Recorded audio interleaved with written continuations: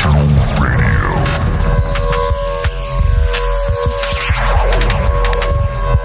Exceptional Randos show is produced live in Sunroom Studios' Bass Capsule and in partnership with KLST 103.5, RadioCallisti.org. Remember to catch our Exceptional Randos live stream on YouTube every Sunday between 2 and 4 p.m. Eastern Standard Time. And if you have a story, idea, or question that you would like to share, we want to hear from you. Thanks for listening. Well, that was random. Exceptional Radio. Hey, Happy New Year. It's 2022. It's a brand new year. And, 2021 got us real good at the end there, and when Betty White checked out in the final days. Yeah, and somebody said it, like, she lived through at least 20 leap years, so she got her days. Yeah. Seriously. Those 17 days shy of 100, the leap years make up for it. So she made it. Just because the Gregorian calendar is not adequate to Betty White, we won't deny her 100. That's what's up. Go loophole, go. Betty White is bigger than the Gregorian calendar.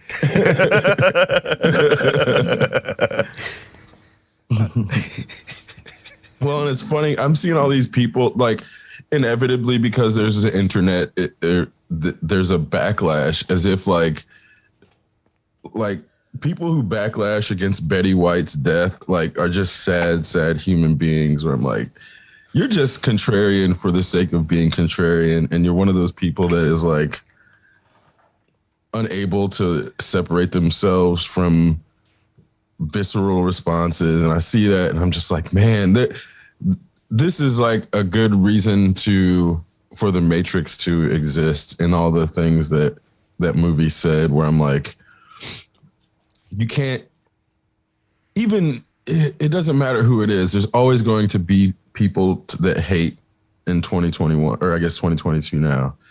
And it's like, people just can't not hate on something. It's like, it could be the sweetest human being that ever walked this earth, but there's going to be people that come out of the shadows to hate on it. And it's like, I'm very, I'm not, that's the thing. I'm not jaded about it. It's more so being aware of it makes it a lot easier to navigate around it, but also to see that they're just like black holes of despair where people try to pull you into them with them. And it's like, you don't, if you see the event horizon, it's a lot easier not to get close to that and get sucked in. And that's where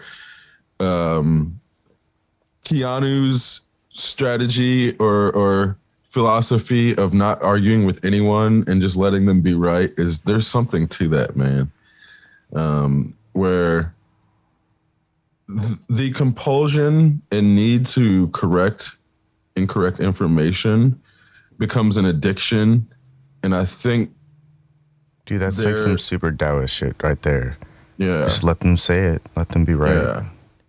And when you practice it, it becomes like, it's so relieving and releasing, where you're like, oh yeah, let that person go be wrong. Let them go. Yeah.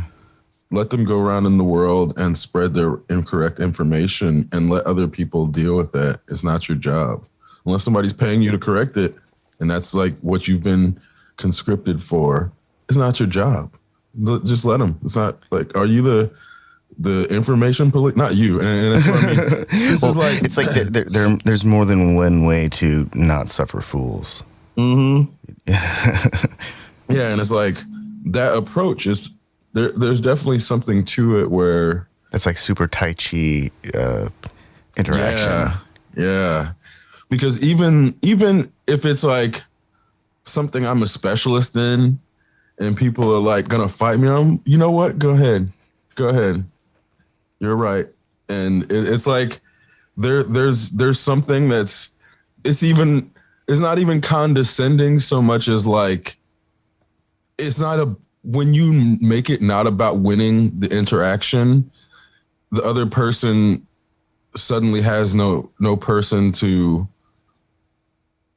like compete against, and then they're swinging in the wind, and then you see it's like this person fighting with themselves, and they want you to come back because otherwise, if they don't have someone to fight with, it makes them look real silly.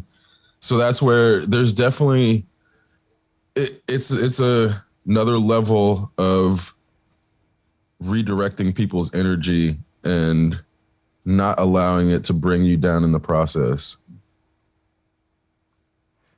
Someone needs to compile a book of Keanu. Is his philosophy. Man, dude, I watched. Okay, so that guy is like so incredible. Like the way that he treats his coworkers and just apparently random people on buses. Well, and it didn't come out of nowhere. So we're at the period of the pandemic where I'm like consuming super random information, like Keanu Reeves documentaries and shit. So it's like he had a horrible father who fucking left really early. So then that's why their family moved to Canada. So he's originally from like Hawaii. And that's where his name is from. And it's like the name is like a breeze in the wind. It's like too on point for his personality, which is where it's like it didn't always end up that way. But you see this person where the Keanu Reeves that we have today was not born out of privilege or born out of him being always treated well. It's like his dad was an asshole, fucking left, and then the guy that the mom remarried to was like a Hollywood executive, and that didn't last long. So then it's like between his age 7 and then like they had a really weird existence, and then he's like acting at some point and doing theater and decides to move to LA, and then he stays with the former stepfather that his mom used to be married to, and he helps him get into Hollywood. So it's this really weird, like it's like a very circular pattern where you think he's going far and then it like goes back, and then you think he's making progress and it goes back. So his life, he's been struggling, or he was struggling for like the first half, but he persevered through it. And I think what we see now is the result of him not having to step on anyone to get to where he is. So he does not have that in his personality. He never had to step on anyone to get there. So he's not going to step on anyone when he's at the top. So there's this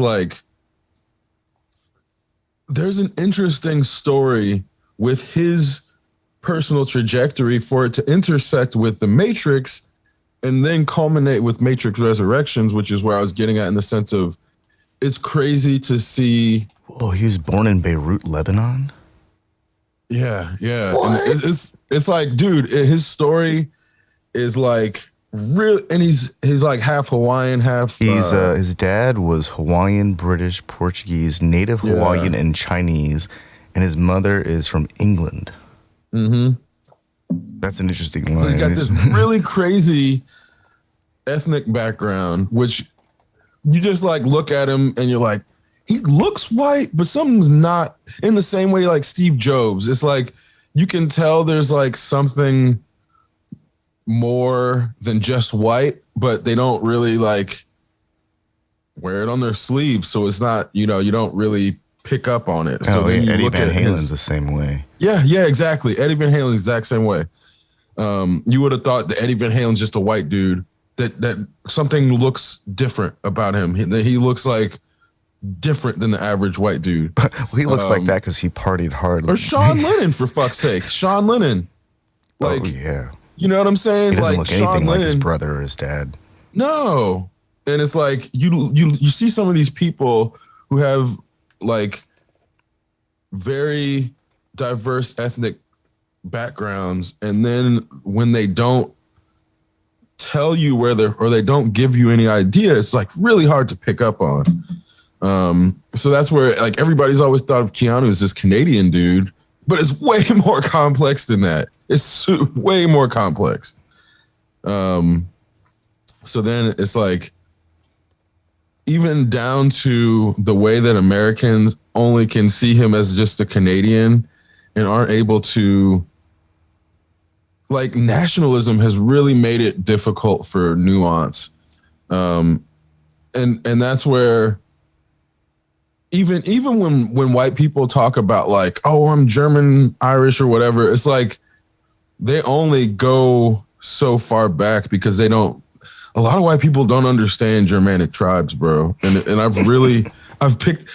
don't understand the Saxons. They don't understand Anglo-Saxons. There's a lot of stuff about European white history that is taught so poorly in America that white people just don't understand it. So they can only go, like, other nationalities when they're trying to relate their ethnicities. So be like, oh yeah, I'm Italian American. And it's like, well, Italy only really formed as a country like fairly recently. So what you're talking about is, you know, you get into these Italians claiming ancient Rome. Right, yeah. And they don't understand, like, ancient Rome was not Italy in the same way that it's just not the land equating to the people, or the way that Americans conceptualize Egypt as, first off, they don't act like Egypt's part of Africa. Egypt also, classic, super historic Egypt, ancient Egypt. That was like, that didn't just stop at that tiny little corner of northern Africa. That was right. But that's the way they want to compartmentalize it, because they can't fathom. At one point, like, the capital of the Kingdom of Egypt was in where we consider to be like Somalia or Ethiopia, even, and like Sudan. It moved around. Yeah, because it was an empire. Yeah, and that's where, you know, the different fucking kingdoms within that, like, it's a really weird retrospective change of, like, the existence of empires to nations to tribes and how they operated on scale, because it's like everything is now perceived through an American nationalistic lens, when it's just not the way things existed in most empires. And further, it was not possible for them to exist in empires in that way because of the way communication worked. So if an empire existed before mass communication, it had to be largely decentralized to a degree. And this is, I think if we were able to see, if we were able to perceive like an empire over time as through economic activity as an expression of energy, we would see, you know, the bubbles would grow in various areas and they wouldn't be sustained. They would fluctuate, but they would still, that's the example of interaction right there. And I guess we could call, you know, a tribe a community, and we could call like a nation, like a what can we call that? There's got to be some way we can make all this stuff analogous, right? It definitely is, but I think that's where when we make it analogous, that's the flaw in it doesn't scale. Yeah, and that's when you make it analogous, you see it doesn't scale. Yeah. Well, I had to do that. I had to think about it in those terms before I realized that it doesn't work. And I think, again, this is kind of where we have this conflict between the state and the federal level now, because we have these differently scaled government models conflicting against each other that have to coexist simultaneously. And that's where we are not primed for dualism in politics or thought or anything. This is a very unilateral society. And I think that's ultimately why when you have, I mean, even there starts to be 3 when you add a municipal. So it's like when you have multiple layers of government in a culturally unilateral society, it's actually going to fall apart just because the society is not equipped for multi-layered government. And it's like, you see it happening. It's not even about like capitalism or communism at this point. This is where our people are not primed to have multiple layers of government. And once we start to have multiple layers, they conflict with each other because every authoritarian layer demands you listen to it and respect it as the only layer. And even if they're the same technical United States government, they still conflict with each other because of the demands of unilateral devotion. And then you see this in the military, you see this in law enforcement, you see this in every fucking aspect of our culture. And it took me like decades to get to this understanding because, again, it's like what I'm starting to learn. Okay, this is not a tangent. This is just explaining things. We have direct current and we have alternating current. The reason direct current was claimed to be more dangerous is because it's a lot easier for charges to build up and overload and short out systems. Same fucking thing can happen in our brain, which is why we have a left and right hemisphere. So our brain is actually alternating or acting like an alternating current instead of the direct current, but we perceive it as one consciousness. So then we're like, oh, it's a direct current process, where actually in fact it's alternating current, because if it was direct current, it'd be way too easy for the fucking brain to overload and short out. Exactly. So this is why our brain is really fucking awesome at reducing heat and reducing. Oh, so here's another thing. Epileptics are not good at discharging buildups. So then their brains over fucking charge and they short out. And that's what people like. I've seen an epileptic seizure. That's basically what's happening. It's like they have a certain part of their brain overstimulated, or it causes, like, it starts to. It's like the switching is off. There's like an offset in the switching, and the capacitance between the two is overloading the buffer. Exactly right. And it can come from an external stimulus, or it can come from a lack of a certain external stimulus. So this is where the causes of an epileptic fit vary, but the result is ultimately going to look the same, because it's just basically charges getting overloaded in an area and not being able to be discharged to the point where it shorts out that part of the circuit.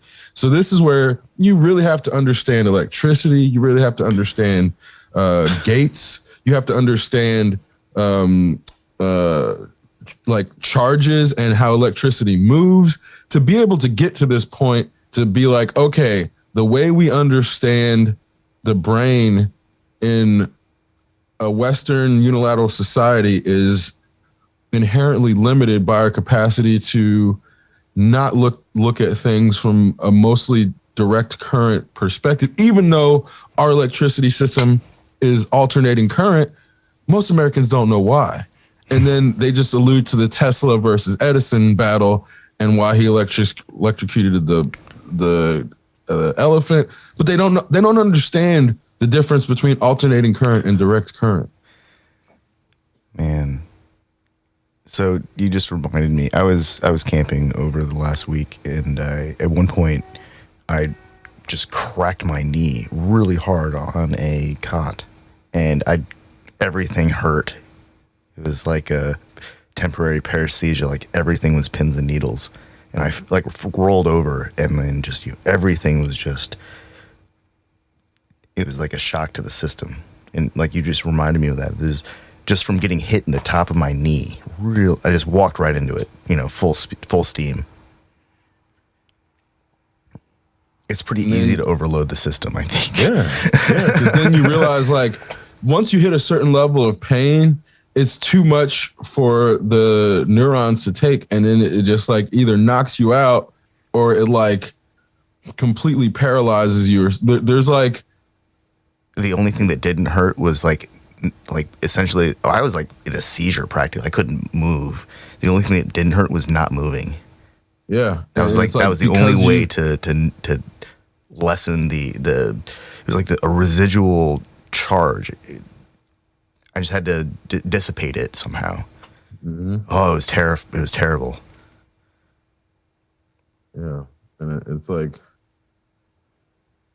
our body acts as a bunch of sensors, and the brain is the processor. So it's like if you hit, like, this is why the fucking toes are so stupid, because we have so many sensors in our toes. When you hit them, it's like completely debilitating because it just shuts down all other potential for like the brain to work, because it just overload. Like, you may have thousands of like sensory points in each toe. It's like the nervous system homunculus that describes the quantity of nerve endings that we have in as an expression in size, and it's such a grossly disproportionate body. Like the fingers are gigantic, the hands are gigantic, toes, ears, nose, genitals, but then the body is really tiny. That stuff always was always so fascinating to me. Like, that's what our nervous system is. Yeah, because it's like we don't need to feel if we have a very surface level cut on like our torso, on the lateral part of our torso. But if like you're bleeding out near your finger, you need to know. And it's like, yeah, man, it's like the way that our sensory input works. And well, like when you have a sprained ankle, it throws off your equilibrium. It's hard to walk. Your body's trying to hold still and let the inflammation protect the damaged areas of your body, and your brain's trying to correct everything, but you can't move your ankle. Everything else has to work overtime. Yeah. That's a lot of additional processing that has to happen all at once to work around just a small injury. A twisted ankle or a sprain wouldn't even involve blood necessarily. Just might involve like straining a connective tissue. It never occurred to me how much of our ankle or feet actually contributed to like. I mean, I know they're important. I know that like the ankle is the thing. It's like it's probably more important than the thumb in terms of being able to stand up. Yeah, and it's like the thumb is obviously useful, but as far as the ankle and being able to walk upright, it's like, man, whew, that's such a... That's the game changer. Yeah.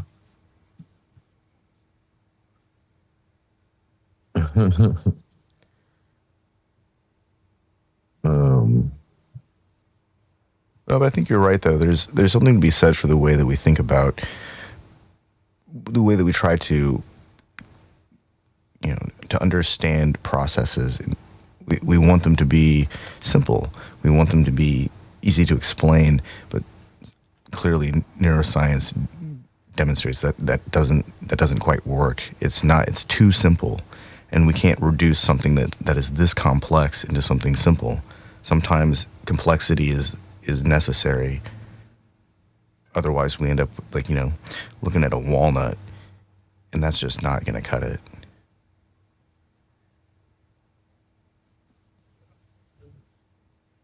At the same time, it's like I think living in America, it's going to be really difficult not to look at things that way, just in general, because that's, from kindergarten, where you're taught to ask people to have them regulate your body functions and then give the capacity for them to say no. I always thought that was crazy. If I got to use a bathroom, you're telling me you're gonna say no? I'm a fucking child, and you're not gonna let me go to the bathroom? That's fucked up. That is really fucked up. And it's like they start getting people trained for this authoritarian mindset with little shit like that, where you're like, I remember I just started going to the bathroom, and the teachers were like, "What are you doing?" I'm going to the bathroom. I'm not asking anymore. I'm not like, I stopped asking to go to the bathroom. I refused to ask to go to the bathroom as a bodily function. And I started getting in trouble for it too. And it was like, I don't care if I get in trouble for it. I'm not asking permission to go to the bathroom. I stopped. And I think it was like 6th or 7th grade. And that's when I really started getting in trouble because I stopped doing like unnecessarily authoritarian shit. And everybody really was upset by it. Like, and it made me do even more resistance to it. So that's where I explicitly remember when I'm like thinking about this shit, like, dude, I have to go to the bathroom. I don't give a fuck if they say no, I'm going. It was like this dude, Mr. Fritz. And I remember this fucking douchebag. Like, I'll never forget this douchebag. Like, he's like one of those people that he's definitely racist, but he doesn't say the N-word, and he doesn't like, you know. Oh, he's one of those careful racists. Yeah. So it's like you could tell this motherfucker was racist, but he would just do micro shit like, no, you can't go to the bathroom, Larry, and shit like that. Where I'm like, you know what? Fuck you, Mr. Fritz. I'm going to the bathroom. So I started lashing out. And because the teachers were like trying to use authority, which I was already resistant to at that point, I'm like, if you're not gonna, because I'm like, at this point, if you're gonna whip me, I'll fight you back. But there's no physical threat. So I'm just fucking walking out. I don't give a fuck if you give me a detention. So I started getting all these detentions and shit like that. And it's like, eventually your parents were probably like, what the hell's going on? No, they took my side. No, I know. Like, what the hell's going on with this school? Like, seriously. Why? I mean, they knew. And they knew. It's like they understood the system and how it works. So they didn't have any like expectations delusion that the administration would do anything about it. Yeah. And part of it was like they knew I was smarter than the administration, so they knew I wasn't going to get caught doing anything. So that's where it was like, it's just a matter of, at that point, it becomes like a Mexican standoff. Yeah. So it's basically like my parents are like, hey, I don't know what you think you guys are going to do. And you can keep giving him detentions. And if it's not, because it was never anything like expulsion worthy. But they were just like, well, this is a problem. And it's like a matter of, I'm like not backing down off of like my person. And this is where, again, it's defending my personhood. Yeah.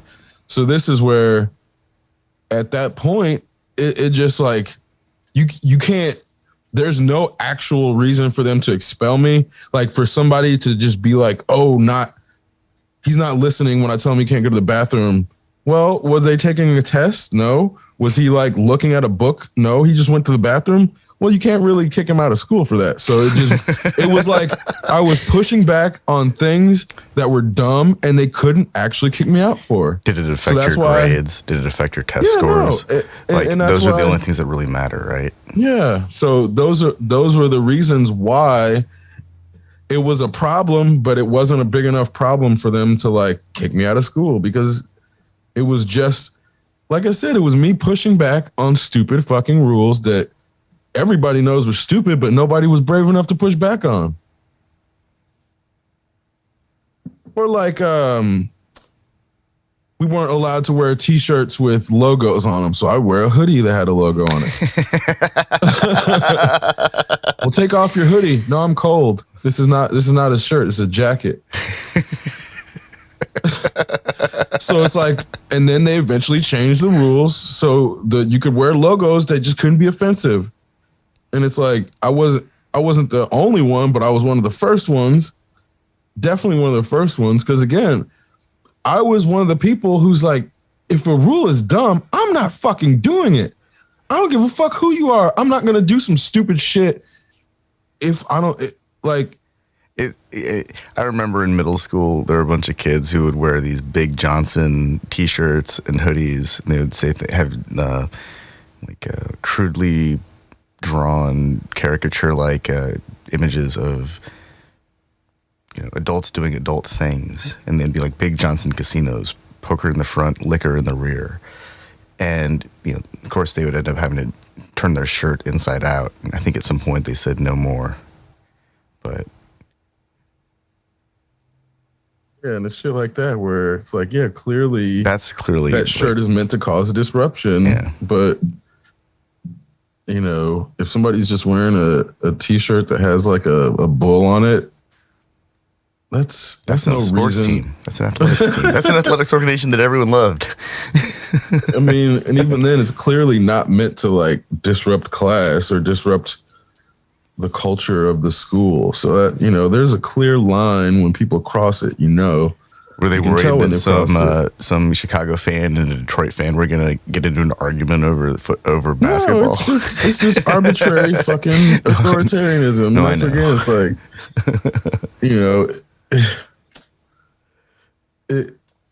that is like, there are schools where they would not allow certain colors to be worn for that reason when they actually had gangs there. But that's like a whole different issue, and that's something that is like not a common occurrence either. But there are definitely schools where they would not allow gang affiliated colors to be worn. So in unique scenarios, I get that specifically. But that wasn't Indianapolis, Indianapolis did not have a blood and a Crip problem or fucking even Vice Lords and Gangster Disciples, but that's like not even those were spinoffs, and it's not even all of Los Angeles experienced a gang problem. God no, it was like pockets, but the lore is that it's widespread. These are communities, and I think that, the media has a lot, or Hollywood, I think, has a lot to do with it's not like a caricature. It's like a bad caricature of the communities that existed, and then the people that organized together because the police wouldn't show up soon enough. And it just escalates from there. You see the people who they had playing gangsters, and it's like, oh my God, these people were so not. Like, these people were clearly coming from acting school or some shit, but white people weren't able to tell the difference. And it's like, well, John Singleton had Eazy-E play a gangster, right? In a what was his movie? It was like Boys in the Hood, right? That was a Cuba Gooding Jr. movie. Oh yeah, I mean that was just one person, but that's like one person. But even then, it's like, okay, O'Shea Jackson, Ice Cube, no, are we there yet? So it's like, on the one hand, Ice Cube, he lived there, but he's been in studios most of his life. So it's the same shit with like Lil Wayne.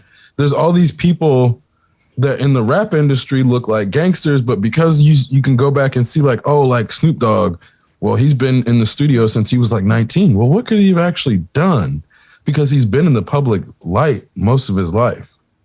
Like, Snoop Dogg has literally been a superstar, like a superstar gangster. Yes, which is a paradox. Like, the whole point of, and this is where the whole thing gets weird, because a lot of these rappers were basically bought mouthpieces for drug dealers who then use these rappers to like gloat about their like shit through another person, so that it's not coming back on them. So that's where it's like, there are people behind these rappers in some cases that are the real gangsters, but you don't know who the fuck they are, because that's how real gangsters operate. And that's how they don't get caught. So that's where, again, it's like, isn't Tupac's mom like a high level Black Panther, like original? But he was in fucking acting school when he was like, 15. Yeah.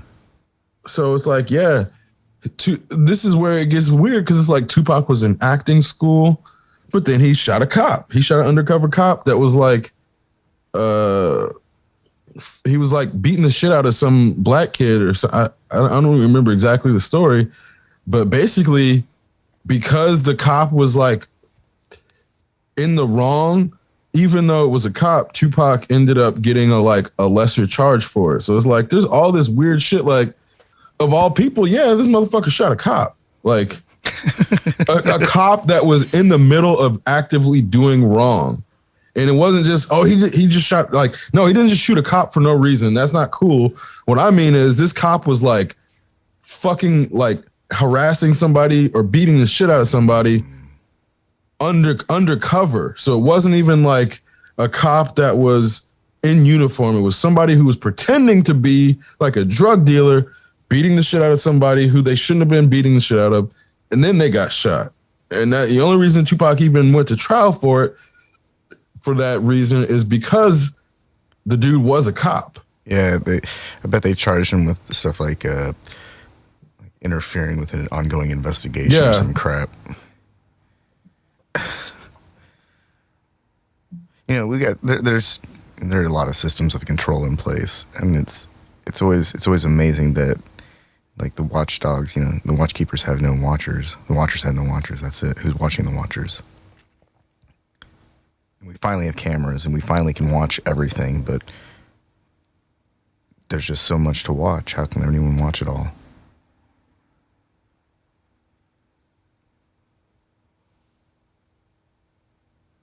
So like in the last year, you know, there have been all sorts of cautions about behavior and urging from health institutions about the pandemic, and here we are with a new version of it that, you know, it's not as bad. Like it's not giving us people as severe symptoms, but it's like there are more kids getting put in hospitals as a result of it. There's more like pediatric cases of it, and our hospitals are all full. And you know, last week there was a series of days with over 500,000 people a day, you know, testing positive. And at one point, I think New York had like 75,000 people test positive in one day. And there's no rhyme or reason to it other than some people just don't give a shit. They're not getting vaccinated because, you know, it's not as bad as before. And it's like everyone forgets that this shit's hemophagic and it predisposes people to strokes and all sorts of like lung issues later down the road. There's no telling what it does to our vascular tissue. Fucking pericarditis, that's like the least of the worries. My thing is like, I'm this far in and haven't gotten it yet. Yeah. And it's like, I feel like people like me should be studied. Yeah. But at the same time, I don't want them to find out what the fuck is different about me because they're going to fucking abuse that shit. So I don't want to go into a lab where they're studying this shit and get like, blood drawn. And that too. Seriously, we've all seen fucking Resident Evil. Fuck. But that's where I'm like, yeah. Oh, so I read that apparently like 40% of all deer tested around the country, you know, all over the place from like Maine, New York, whatever, all the way into freaking like Nebraska and Idaho. Like 40% of deer tested had Delta COVID. And so all the stuff, they're not dying from it. Yeah, well, they're not dying from it. But so, and all the stuff that I'm reading about, you know, they've found deer that had antibodies, like low counts, some with high counts. They know that some just got over it recently. They know that some are in the middle of experiencing COVID and all that stuff. In none of these articles that I've read have they even hinted that there might be a chance that the deer already had it. Mm-hmm. Like no, it's like they're not even considering that the deer already had the Delta COVID. Yep. That a bunch of different animals could have already had Delta COVID. How are we giving them Delta COVID? I don't think enough humans contact deer and like breathe on them. I don't see how like humans can get that close and like be breathing on deer to give them COVID. No, I don't think so. I mean, it's not easy to get close to a fucking deer. No, not at all.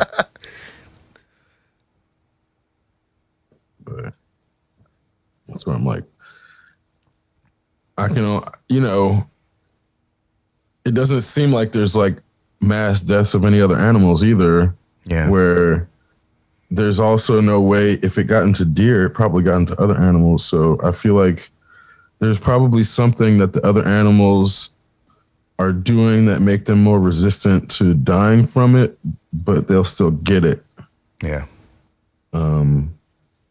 Which is also where I'm like, this feels like some weird variation on the regular cold that if you have like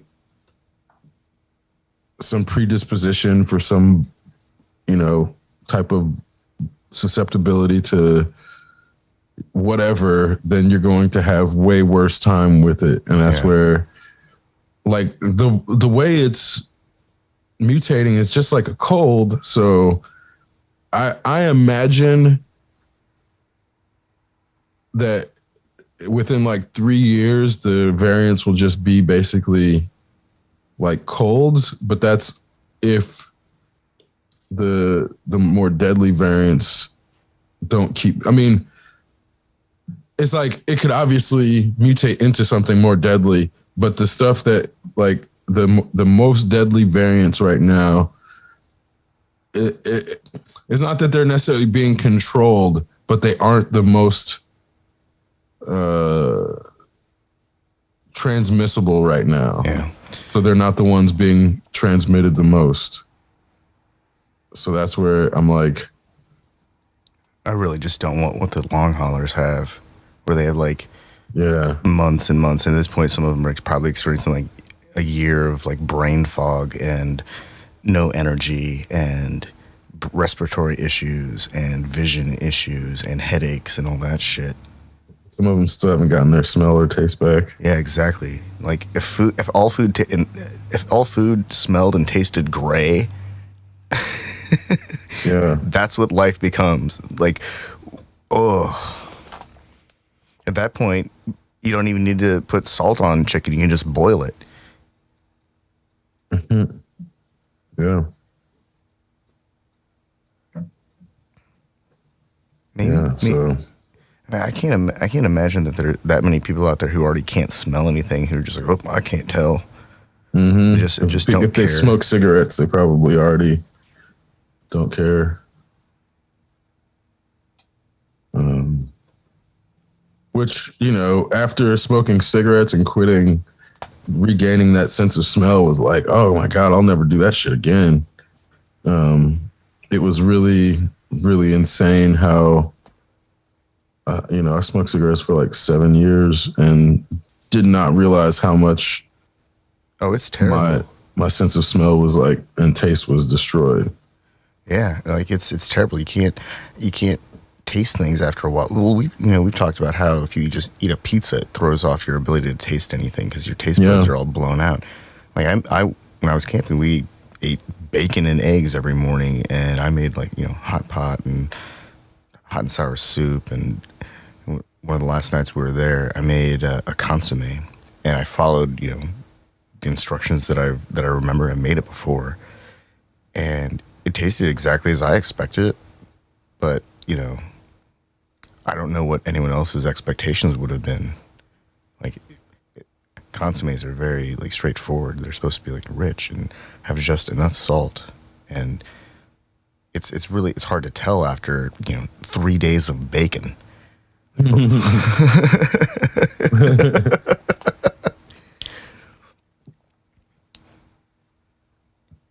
It's crazy though. Like, if you can't taste anything, like what is food then? I mean, food is a really enjoyable part of my life. Yeah. I'm not like sitting here like thinking, what am I going to have for lunch and post lunch and pre dinner and dinner? And it's not how I operate, but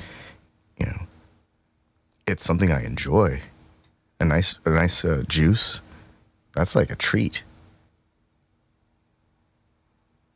If it just burns or is sweet, that's just hot sauce and sugar water.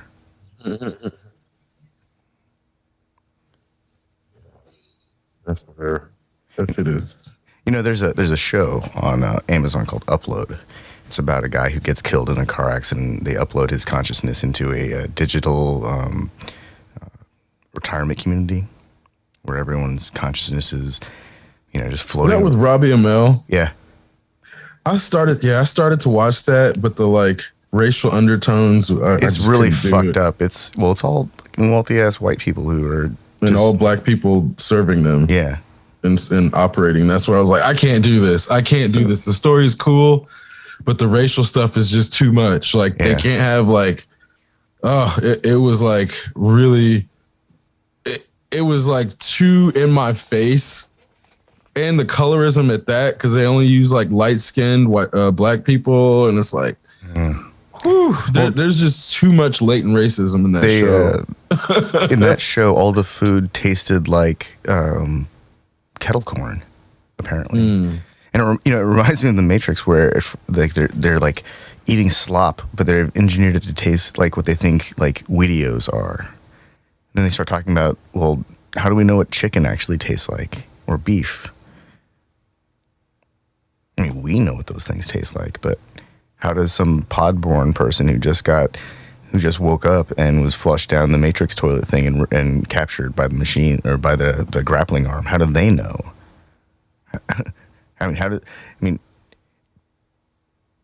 They can't, can they?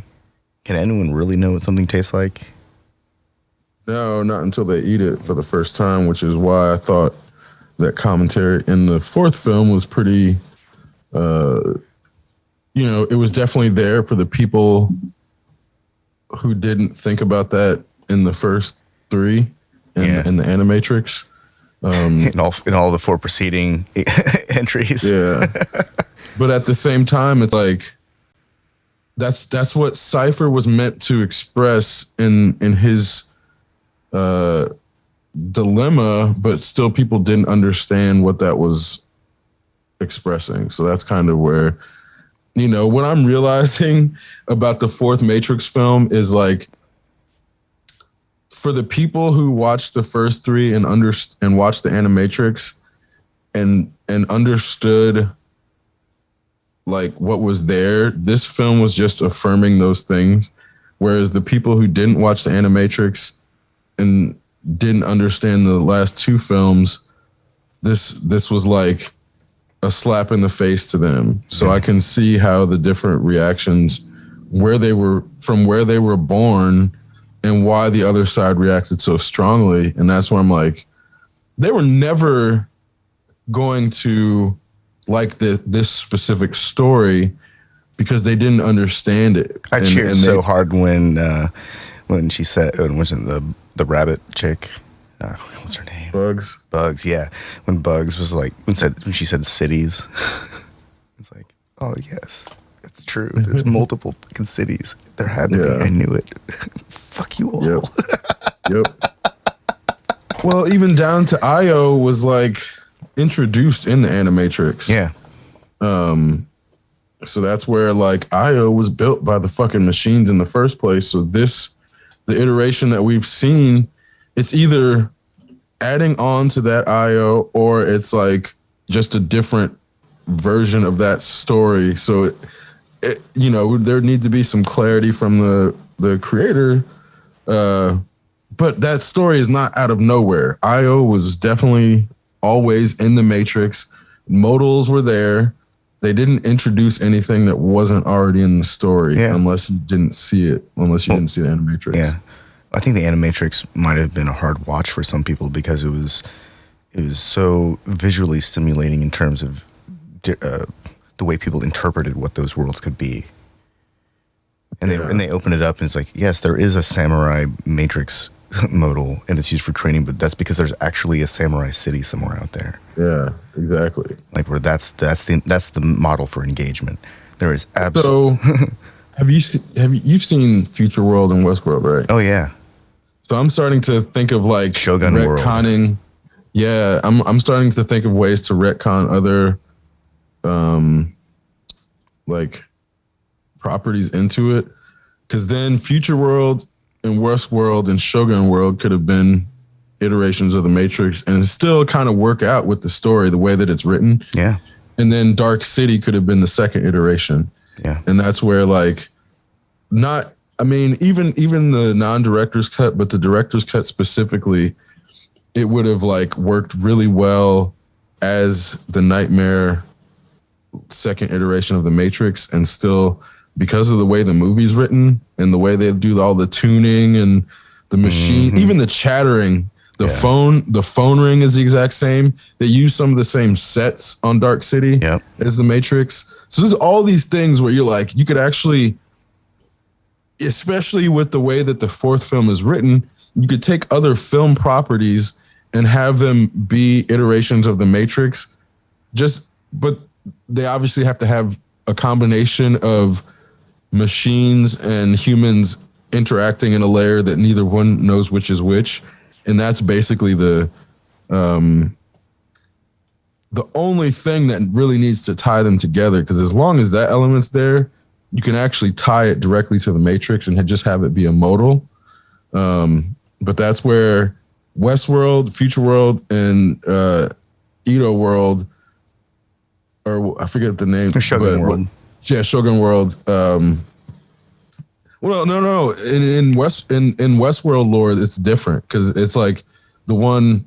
But I forget. Is that what's actually called in Westworld? I think so. Because I thought it was like Edo.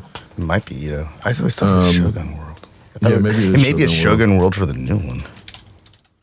Oh yeah, they might have renamed it because like in the Michael Crichton directed ones, I think they called it something different than the ones.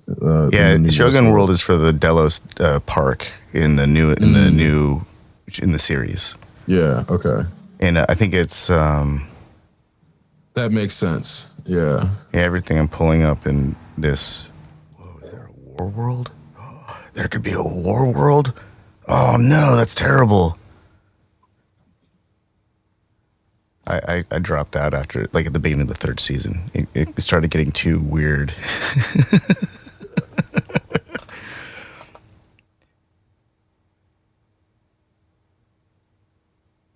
Yeah, because that's where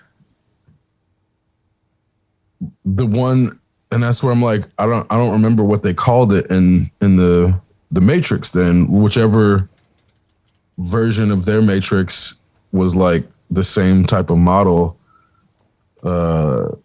Like, I don't know if they gave it a specific name then. Yeah, it looks like Shogun's World was modeled after Edo. Yeah. That's where. You know, after watching this fourth movie, fourth official movie, the fourth Neo story, I want to see what the other cities are, what they have in store. There's so much more. Now that there's confirmation, I have more questions. Like, what are the other matrices like? How do they even get into them? Do they walk in and out of pools of water if they need a mirror? Because, you know, in some of these places, there aren't telephones. There definitely are no telephones in Shogun World. Well, and that's kind of where the machines were able to cross over into the real world. Yeah. And even in the Matrix. So that's where it doesn't have to actually be limited to the Matrix for it to be existing. Yep. Which is why those things can still work in the sense of it could be like a physical modal, well, just like Westworld, which is basically what Westworld is. Because they reset it and reset all of the NPCs every day or every period or whatever. So it is like, that's effectively what a modal is. Yeah. Well, in Animatrix, it's like the part two was the 2-part one when or maybe it's the first one when the machine is at like United Nations and he's like, surrender your flesh, like, you know, that's like, you know, a new world awaits, I think it, and they're saying like, you know, come and live in the Matrix, guys. We'll take care of you. We'll make sure that you have long lives. You'll be productive members of society. And it seems that that's one outcome, and the other outcome is Io and where they coexist. They never say that the machines actually win. And there's always some outpost of humanity that's fighting the fight, and some of them may be working with machines the whole time. there could be like 1,000 generations of humans that have been fighting machines the whole time, and we don't know because the story so far has only been focused on Neo. Well, they show in the Animatrix, Animatrix. The first human wave that was trying to convince the machines to work with them. Yeah. They built the Matrix. Second Renaissance. Those are the ones. Yeah, they built the very first stage of the Matrix as a modal to convince that machine to work with humans, and then one of the humans died in it. Yeah. Which is where that's matriculated, right? That's the last one. Yeah, and then that to me seems like either the origin for the Oracle or the Architect that was not made explicit. So it's like, to me, that's the most logical explanation for the origin of the Oracle or the Architect, because it's never made clear if either one is a human that got stuck in the Matrix and like just gave up on humanity, or was the human that got stuck in and never gave up, because it's either or. And even though they never really made it clear, and I'm not saying that it's like definitive, it's in the sense of the way they set it up, they made it seem like, and it could be the Merovingian just the same. Like there's all these, like the Merovingian just as well could be that original human that got stuck in the Matrix. Yeah. I really liked his diatribe about how, he's like, we had style and we had conversations and he's like, we were cool and you threw it all away. Yeah, it's super meta. It's super meta. It is. It's so meta. Every like the whole thing when Smith is talking about how Warner Brothers is like demanding 3 more games, and like all of it is just like, but we knew. I mean, we knew that's what it was. He's like, but now it's like consecrated in a film. It's canon. It's canon. Yeah. Well, and I feel like people forget how close we were to getting the Michael B. Jordan reboot, where, who knows what fucking story that would have been. And it's like, I'm not saying I don't want a Matrix story with Michael B. Jordan in it, but clearly, can he be a new character? Can't he be a new character? And at the same time, clearly the story is telling us it wouldn't have mattered what the writers wanted. Warner Brothers was going to do whatever the fuck they cared. Like, whatever made them money in their minds is what they were going to do. So that's why Lana got back on, and that's why Keanu and Carrie Moss got back on, as explicitly stated in the movie. Yeah. So, that's where I'm like, or they would have canceled their contracts. It's like right there. It's right there in the movie. Which is where I'm like, this is fucking amazing. Yeah, it's hilarious that they put it in, and people are like, is this real? Yeah. Like, and then it comes out, yes, that's real. And that's where I'm like, there are people who watched that film and did not understand that line as being, it's like directly talking to the audience. And people are like, well, this is stupid. Yeah. This is dumb. Like, no, they're telling us it was why great. They did this. It was they're so great. Us. It was so brilliant. I really liked New Smith, and I really liked New Morpheus. I liked the analyst too. I liked analyst was stuff. Really good. They were all really. I liked that. I had no idea who this New Morpheus person, the actor who played New Morpheus was. So I had no expectations. If it had been somebody that I was already familiar with their work, I would have had weird expectations for their version of Morpheus. But this guy was great. I mean, I don't know if I guess you never watched Watchmen then. Because Yahya Abdul-Mateen he's not new at all, and if anything, the only reason he got the part is because of his not just his Dr. Manhattan. Oh, the TV show? Yeah. Yeah, I didn't watch the TV show. But that's not the only thing he's been in. He's in Candyman. He's in... I've not seen what he was Black Manta. Okay. Fucking... Yeah, he's been in like $1 billion movies already, so... And Aquaman. Okay. Yeah. He's badass Black Manta. I have not seen the new So that's where... I haven't seen Candyman either, but that's where I'm saying, like... Yeah, I mean, not to... Like, you wouldn't necessarily be familiar with him, but he's not like Brandon Routh. They just pulled him out of nowhere to to like, because whenever they did that with Brandon Routh, they explicitly went for somebody who was not in any big movies or in any like mainstream stuff. Whereas with Yahya, it was because he was coming off of like really like widely well-received properties. But in that, what I'm saying is like, I knew his Dr. Manhattan. So I'm like, I'm hoping he's not just going to do Morpheus, like, because he could have done Lawrence Fishburne's Morpheus perfectly. But he did his own Morpheus. They didn't. Exactly. His Morpheus is awesome.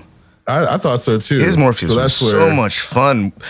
I mean, I love the Fishburne Morpheus. That's like, you know, me too. That's like the gold standard. But this guy was way more fun. He was more flexible with the role, and it wasn't like he wasn't trying to. He was just doing his own thing. Because it's half Smith. It's half Smith, that's and that's where, like, if it was just Lawrence Fishburne's Morpheus, he could have done that just the same. But then the way he added the Smith, and then on top of that, it became something that was crazy. Yeah. So it's like it's something different than Morpheus or Smith, and it's so here's what else, like, I think a lot of people overlooked. Effectively, Morpheus is Neo's father in the original series, and Neo is now this Morpheus's father in this series. Yeah. And it's like, it's a very subtle framework. It's like not obviously blood father, but it's like adopted father. Morpheus was there when Neo was born into the real world. I thought it was really clever the way they embedded the reflections of the bodies they were occupying, even though they weren't able to see. Well, they showed us, you know, Keanu and Carrie Ann Moss, like, just so we can see who they are, of course. But to the rest of the world, it's the person in the reflection. Yeah, I thought that was great. They did a lot of really subtle things. Yeah, it was way more subtle. Like, the visual effects were not as in your face, but they were still awesome. And it's like, I think because it wasn't so in the face, it was difficult to see how much like went into it. But that's like when Trinity was like basically unlocking her powers, and Bugs was like, they have the images of Trinity and Bugs intermixed, and it's like there's all these points where Trinity and Bugs go back and forth, and you're like, man, they had to do those moves exactly the same and interweave them for that to work. There's all these things. It's like a way more nuanced and intricate visual experience than just in your face, like obvious, which it's for a more nuanced audience. It's not for, like, we're not teenagers anymore. Yeah. We're not the same teenagers when we saw the first Matrix film. So we don't need like those flashy, over the top, in your face visuals in the same way to appreciate it if we grew up. Because then there's the people who never grew up and never like learned to appreciate anything beyond the purely visceral. And they're like, Spider-Man No Way Home is the greatest film of all time. And it's like, it was good, but it wasn't like that. But it's because they never grew out of that like purely visceral need for like over the top visuals to be pleasing. And that's kind of, I think it would have been really weird if Neo was at full power when they resurrected him. Right. Like if they built in no like fail safe to stop his powers. Yeah. Like the whole like having to like figure out how to basically walk again. The realization, like, I still know Kung Fu. Well, and guess what? There was never a one. The one was always a lie. It was always more than one in the first film and in the new one, because it was like, it was always Neo's love for Trinity and them being together that made him manifest his powers. It was never just him. So the one was a lie, like as explicitly like made apparent. And then further, Smith was part of that equation. So it was basically like, they put it in our face. It was a Trinity. They it was all never needed just to be there. one.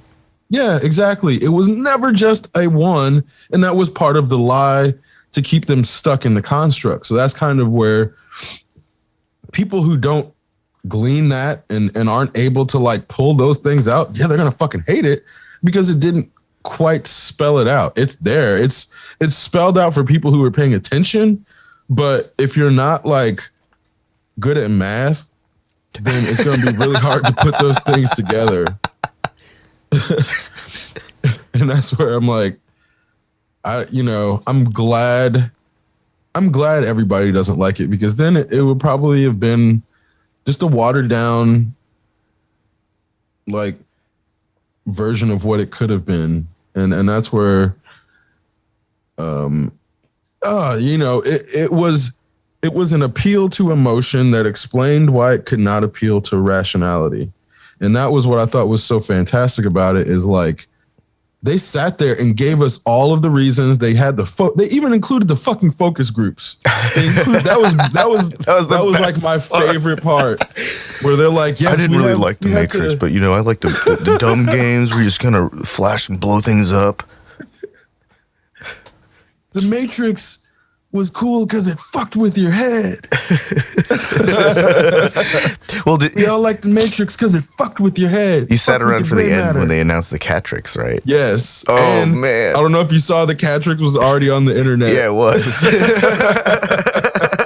Months ago. Oh, man. Yeah. That stuff, that little nod to the Catrix at the end was really satisfying. Yeah. Like the whole thing, beginning to end, is chock full of little Easter eggs and little white rabbits that lead to like reading for hours on the internet.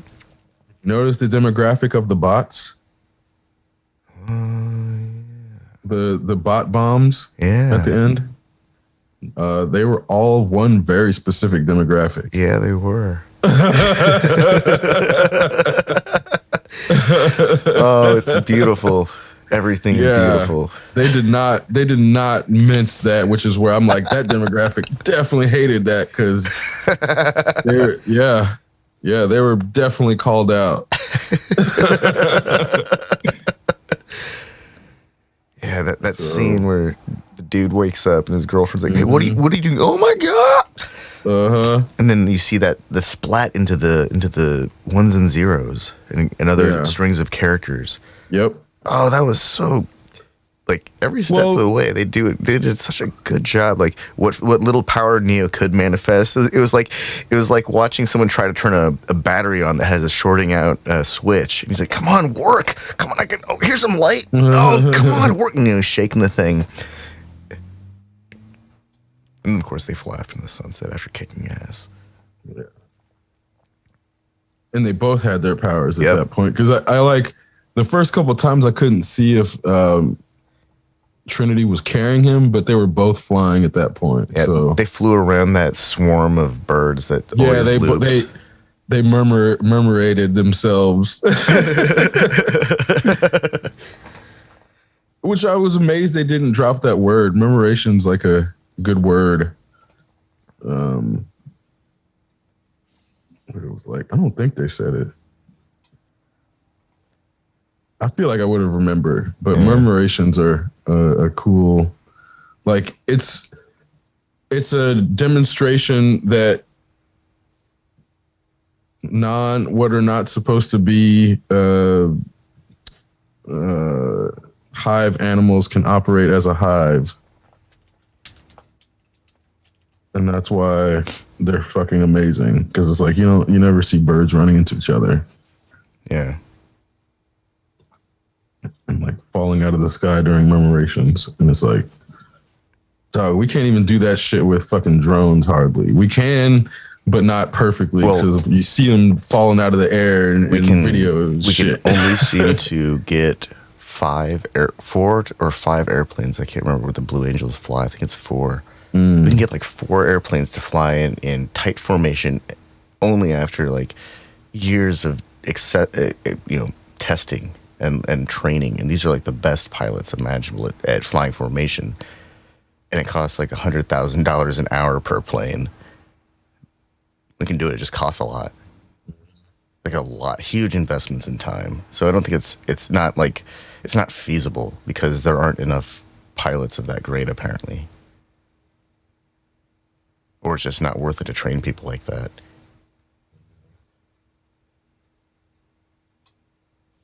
I mean, there's no real need for it. Yeah, there's no need for it.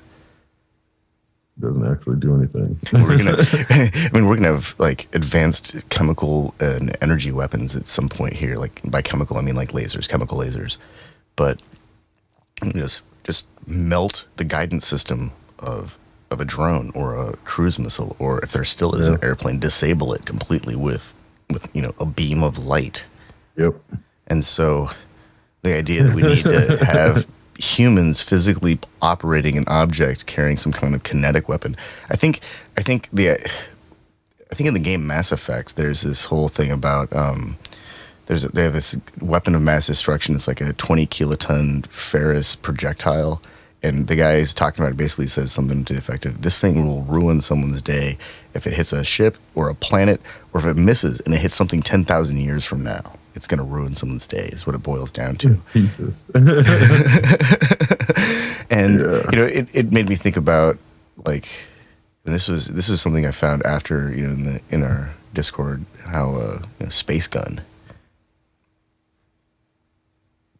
I think there's a point when all of this stuff, all of this chasing, fantasy and science fiction, like, at some point it's not actually real and people need to get it through their heads. If we start taking weapons out of space, the first thing that's going to happen is someone's going to shoot somebody after all the food runs out when there's an accident with their food production systems, and they're going to start cannibalizing each other. Yep. Like, let's not send weapons. I'm realizing that's like the white fantasy. What, cannibalizing each other? Yes, bro, yes. And the only reason I say that, have you watched Mad Max recently? The new one or any of the old ones? The old one. Or any of the old ones. Yeah, I mean, I did a marathon towards in the middle of summer at one point. I watched all of the Mad Max movies in the order that I think they exist in, but because Fury Road is definitely not the last story in Mad Max. It's like the second one. Yeah, it feels like more it belongs in. It's an early story before Road Warrior. Yeah. Like, I don't know what happened. I mean, they say it, but the jump between one and Road Warrior is like nonsensical. Yeah. But that's where I'm like, it's just like you see the fantasy that white people want, and you're like, whoa, they just really wanted things to go to shit so they could just start like lawlessly cannibalizing on each other. And that's where, I mean, that's not the only one. It's almost every apocalypse movie / scenario. Like, as soon as there's any sort of inkling of that specific society failing, they're like, lawlessness, cannibalism. Woo! Yeah, well, like societal collapse takes roughly a month to initiate, and then it's just downhill from there, depending on what resources and what limited ability people have to organize. But in space, we're talking about the most organized people having no food and probably having limited supplies, like maybe, a couple of weeks. So they have a couple of weeks to fix their food supply issue, which isn't enough. And they're definitely going to cannibalize each other. So there's going to be like one or two people duking it out at the very last moments on one of those spaceships or on a colony somewhere. And the whole place is going to be like covered in blood. And by the time the resupply mission finally arrives, and they're like, we're here, who's alive? They're going to find a bunch of corpses, and they might find one crazy person. Maybe. And that's a best case scenario of after cannibalism. But every time I read something or think about like the prospect of sending humans to a place where their only real source of anything is the Earth, which is going to be millions of miles away, it's just, what the fuck are these people thinking? This isn't sailing across an ocean to a continent with a completely intact ecosystem. This is going to a hostile, kill you in a few seconds place. Yeah, no, there's not a whole lot of thought going into it. And this is where I'm like, no longer, people will be like, oh, the rich people are going to put themselves into space and let us die here. Like, no, the fuck they're not. They're not making it off this rock. If it they takes do, they're gonna so die. much. Yeah, if they'll pretty much die immediately, and that's where I'm like, they couldn't stay up there for more than 48 hours and have their toilet work. Like, they're not making it to fucking Mars and living in luxury. They're just not. The most Not in our expensive taco lifetimes. in human history, and the Yeah, toilet definitely broke. not in our lifetimes.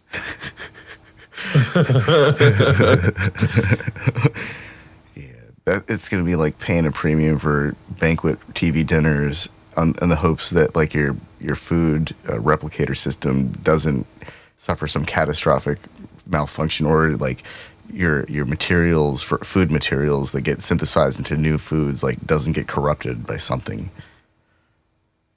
The water reclamation system has to work the entire time, otherwise you really are drinking pee. There's so many things that are going, and it's. I don't even think it'd be 2 weeks. I think it'd be like a matter of hours. People would start getting really freaked out about a dwindling food supply. Yeah. Oh, most definitely. And that's where, yeah, no, even the most organized people on the planet aren't gonna last in space, like in actual space that's not just on the space station. They can get a supply shot up In a matter of days instead of waiting months, if not years. Mm-hmm. How long does it take to get to Jupiter?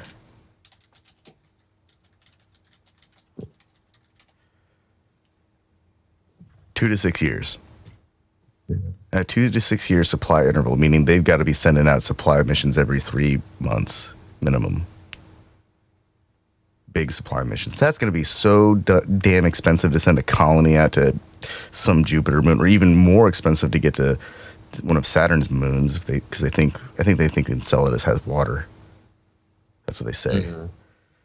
Oh yeah, and didn't they just say that there was like major pockets of water found on Mars?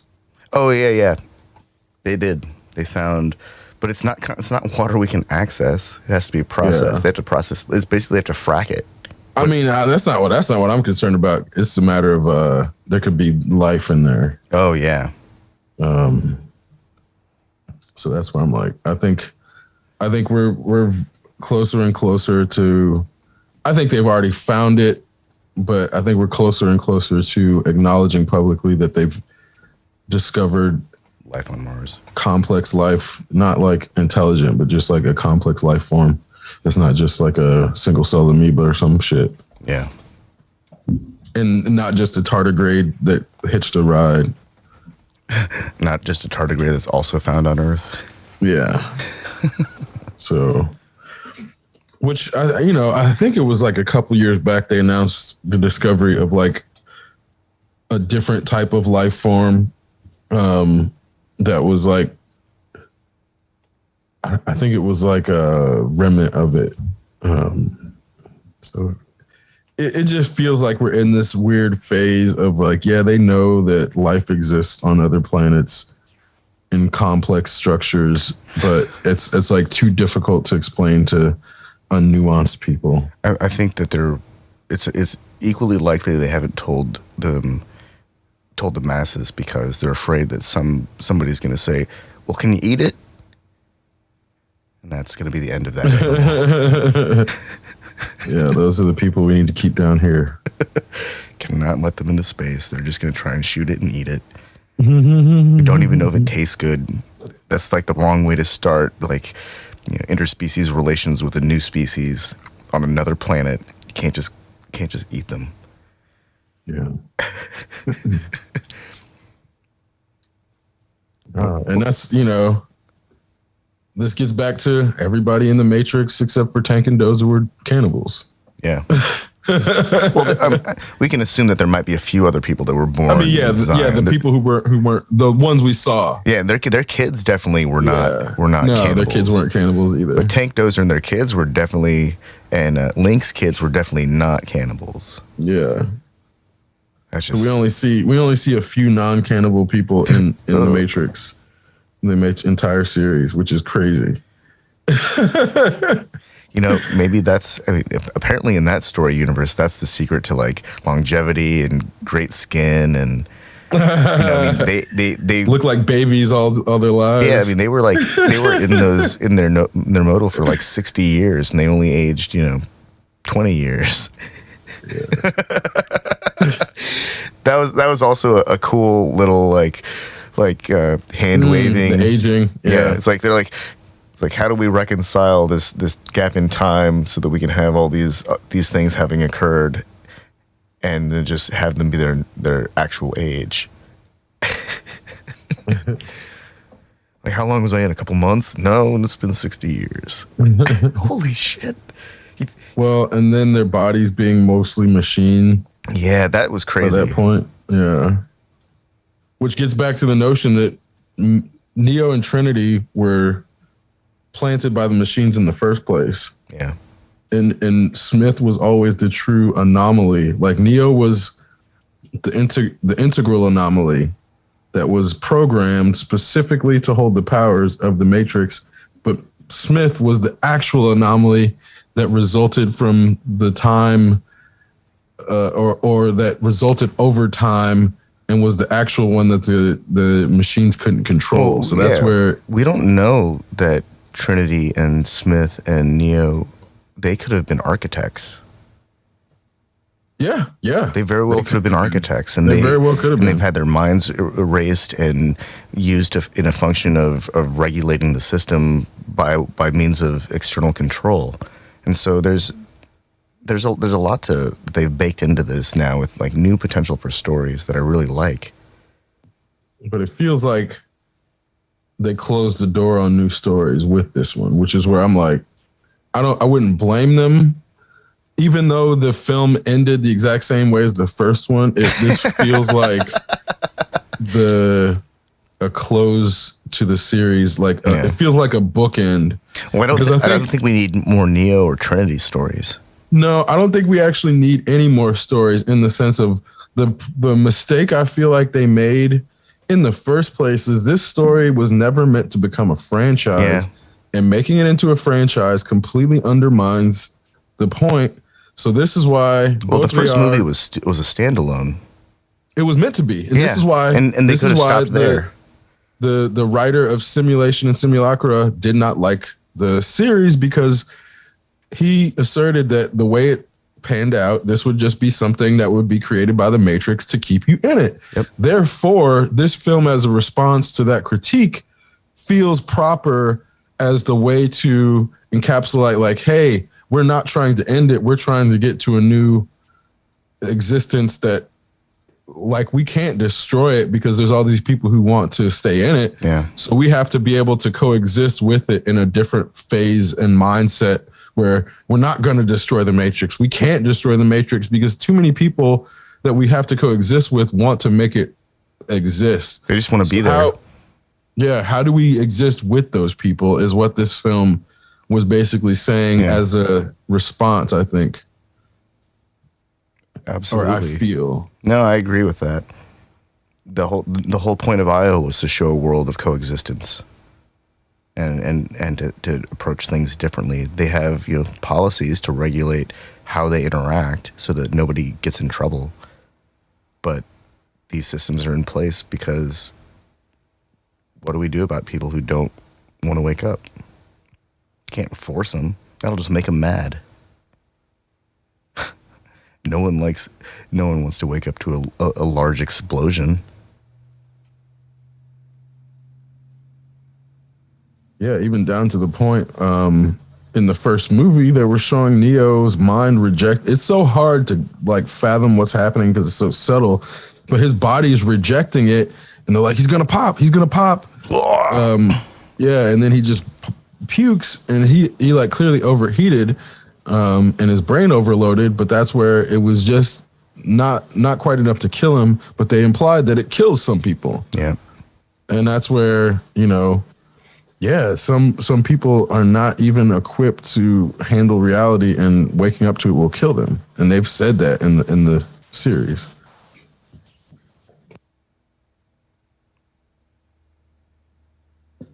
But that's where what was it? The kid. Who self-actualized? Yeah, exactly. The only one that we know of. and I think that was supposed to be the kid in the third film, but they like referenced him in the Animatrix. Yep. They had a whole story about him in the Animatrix, running through the school and jumping out of the window, jumping off the building, and right before he would have landed on the wrought iron fence, he wakes up and they like, there's Neo. And then in the movie 3, he runs up and he like hands him a hand hammered spoon. And he said, the kid will tell you that this kid gave it to me. He said you'd understand, or he said you'd know. Right. Yeah. That's the same kid, the self-actualizing kid. Yeah. And he's like, I want to be on the Nebuchadnezzar. He's like, because you saved me. He's like, no, you saved yourself. That's I thought that was a really good inclusion in the third movie because it ties it to the story in the Animatrix. I think the Animatrix is way more important than I think it's like necessary for an expanded universe to make sense outside of the first movie. And without it, it's just these are just stories within the Matrix that are largely unnecessary because all they do is it complicates the history or the story for Neo himself. And then the first movie becomes kind of a patchwork of other stories. Mm-hmm. I'm not complaining, though. I really love all these movies. No. And even down to the video games. Like, they explain some of the... Like, Niobe goes and visits the Oracle. They have, like, Ghost. They have a lot more backstory in the video games that if you'd ended up playing them, the overarching story made way more sense. Yep. So as one of the people who played it, there was always these aspects of the story that felt like, oh yeah, they're clear to me, but people who didn't play the games or watch the Animatrix were like, I don't get this part. So that's where, and it's like, you don't want to be snooty about it or like, oh, I know more stuff than you, but it's like you really literally have hours and hours more of access to story that they just don't realize exists at all. Are canon. Yeah. And it's like that shit was canon. It wasn't just to sell stuff, to sell other intellectual property. They actually connected the story so that, if you put your time into it, they gave you more nuggets of information. So you had a better picture of what was actually happening in the war. And that's how I was able to basically glean out, like, there was a war within the machines before even the fourth movie. But the factions weren't as articulated and as clear because it was like the Merovingian obviously was not part of the main machine group, but neither was the train conductor. The train conductor just happened to work with the Merovingian, so it made it seem like he was part of his crew. And it's like, he was one of the first architects.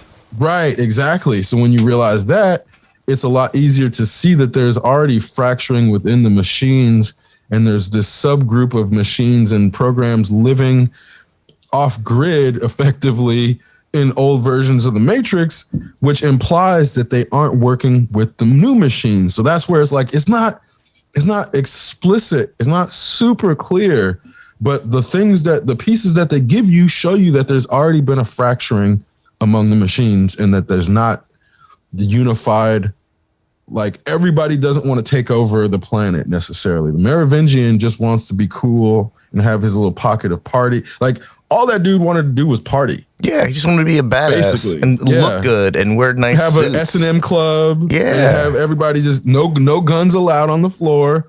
Really, the Merovingian had created a peaceful place for exiles.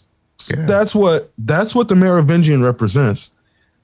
And in threatening to reset the Matrix, that's why Neo threatened the Merovingian's existence, not just because the Merovingian was not working with the other machines. He was just working to his own end. Yeah, and it's really hard to get that.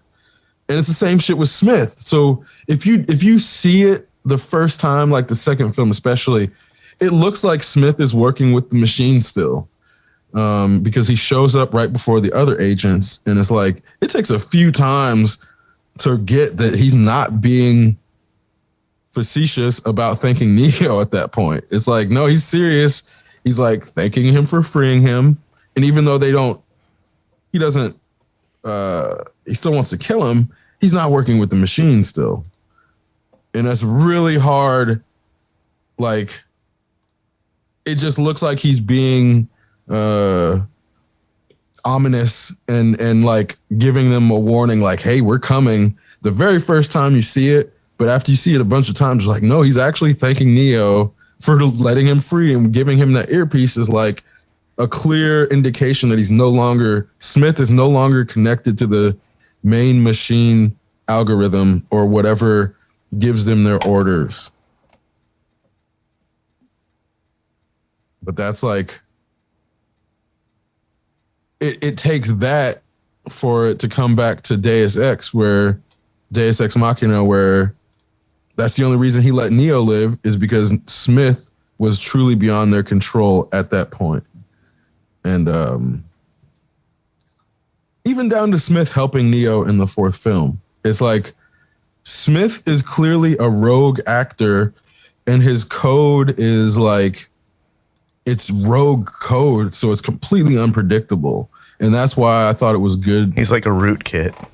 Yeah, he is. It's exactly it. And even in that, it was like, you can't predict the behavior of like someone with that access. Like, they may come in and destroy it. They may come in and make it better.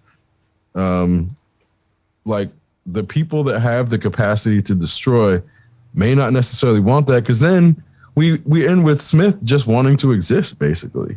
Like, he wanted to destroy everything in the first iteration, but now in this one, he's like, he's actually enjoying existence. Yeah, he just didn't want to be under the control from the analyst. He just wanted to do his own thing. Mm-hmm. He said, just stay out of my way. The analyst is mine. I really enjoyed this more mature Smith. I really did. Like, after having the Oracle's eyes and then getting the snot knocked out of him, and then being being analyzed by the source, and then or being returned to the source, he's like chilled out enough that he's obviously crazy, but he's an interesting character. He's like he gained some depth in the process of absorbing all of those minds and being able to see into eternity, essentially. A very interesting change to his character. It worked. It got, like, the characters that were present in the first trilogy evolved somehow. They weren't the same. And that was exactly what should have happened. And if we got stunted versions of the original characters, that would have been for that stunted audience that still is fucking almost 40 years old and is like, I love Spider-Man. I love a teenage character. Like, man, it's no surprise to me that the people who keep watching Spider-Man, it's like not just watching it, going to the theater, because there's not new people going to Spider-Man the fourth weekend. It's the same fucking people from the first week going back to see it, to try to make it a success and to try to make it the biggest selling movie of all time, because that's what they're so obsessed and want to define them characters or their lives by it, that it's like the same people who latched onto the Matrix the first time and then hated it when it was like, hey, we're not trying to give you a personality. This is a story. This is not a personality. And that's kind of where it's like no chance to, or it's not a coincidence to me that the people who are willing to sacrifice their health to go see fucking Spider-Man are also the ones that don't like the Matrix. Yeah. I still don't. Maybe I just haven't been to a nice movie theater. I've been to some IMAX movie theaters. They seem pretty nice, but maybe I just haven't been to a nice enough movie going experience to be willing to risk, my life for a movie that I can watch at home. Yeah. I can watch it at home and pause. Get up and go to the bathroom without missing anything. Yeah. And that's where I'm like, okay. I'll wait 6 months for that. I'll wait up to a year for that privilege to be able to just pause and get up to go to the bathroom whenever I feel like it. Make a snack. Not have to listen to some asshole in the back of the room. Those are all benefits to it, but I'm looking at it like I've watched The Matrix 4 times legally, and Spider-Man, technically, I haven't watched it yet because it's not out digital yet. Yep. And that's where I'm like, I'm not going to the fucking theater to see that shit. How did that shit make $1 billion? How did that shit make $1 billion? Are they just laundering money through movie tickets now? Because that's what I'm like, how the fuck did this shit make $1 billion? Who's seeing this movie fucking 5 times? Maybe they're doing some weird accounting. Wait, it's not available for streaming yet. Up, man. It's not available for streaming yet, right? Is it? True. Yeah. No, it's not. But that's why I'm like, something is up, because I'm not the main demographic. I am the comic book movie enthusiast who watches all of these films eventually, but I'm not rushing out to a theater during a pandemic to watch anything. I wonder when the last time the film industry was audited against ticket sales. Bro, yeah, that's where I'm getting. Is I bet there's something's up. These numbers are not adding up. These numbers do not fucking add up. The film industry can't simultaneously be like on the verge of collapse, but raking in record profits. That's just not right. Nope. That can't possibly. Those things can't coexist.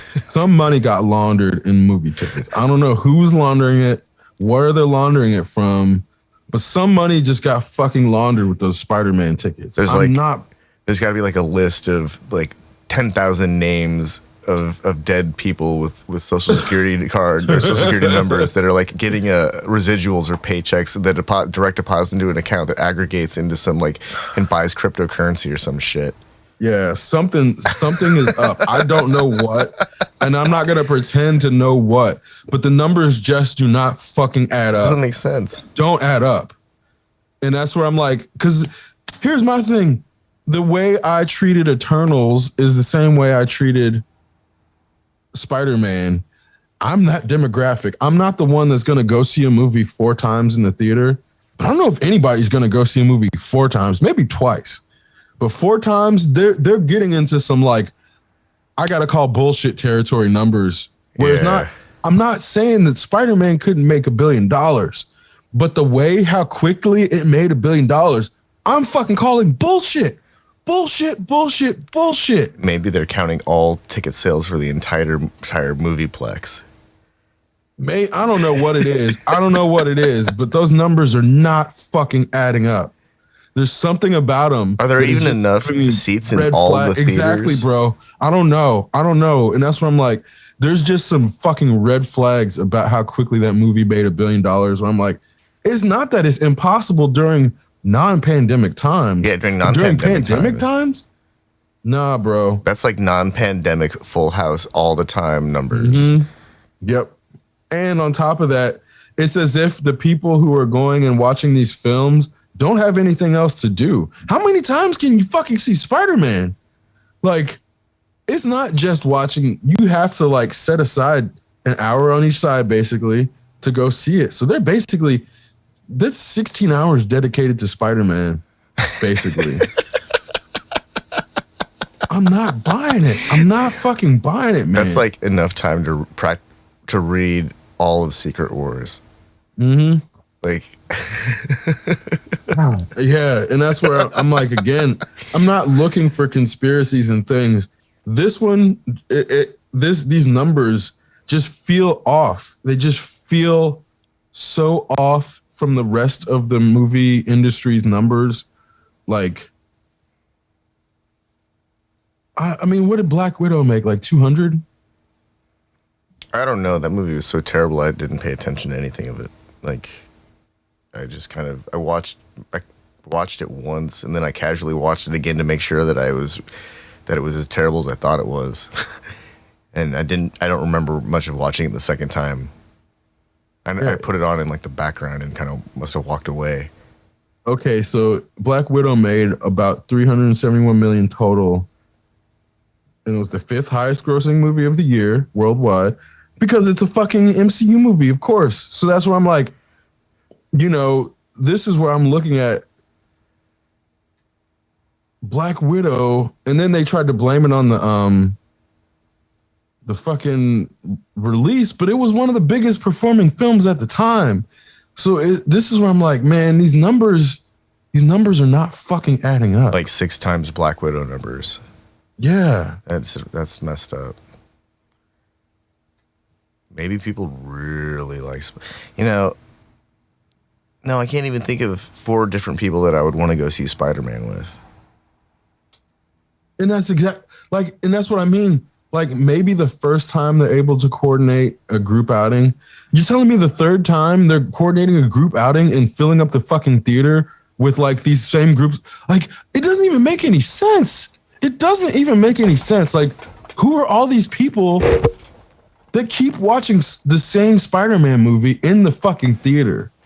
Like, cause my thing is if you didn't see it the first weekend, it probably got spoiled for you. So there's no necessary need to go out and fucking watch it in the theater if you already know how it got spoiled because you didn't see it the first weekend. So that's where I'm like, then that person can just wait. Like if you didn't see it opening weekend, you can wait till digital release. Like,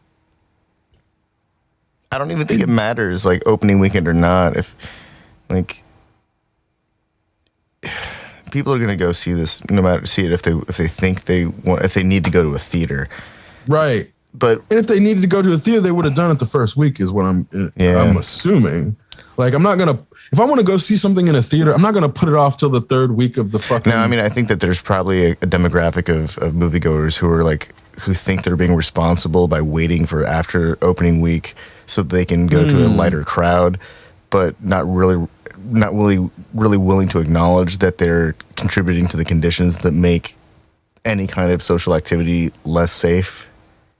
Like, yeah, that definitely exists in that demographic, but that's kind of what I mean by opening week too. Yeah, like, and that's where maybe they don't care about spoilers. I mean, I don't really care about spoilers, but I'm not going to go to a fucking movie theater.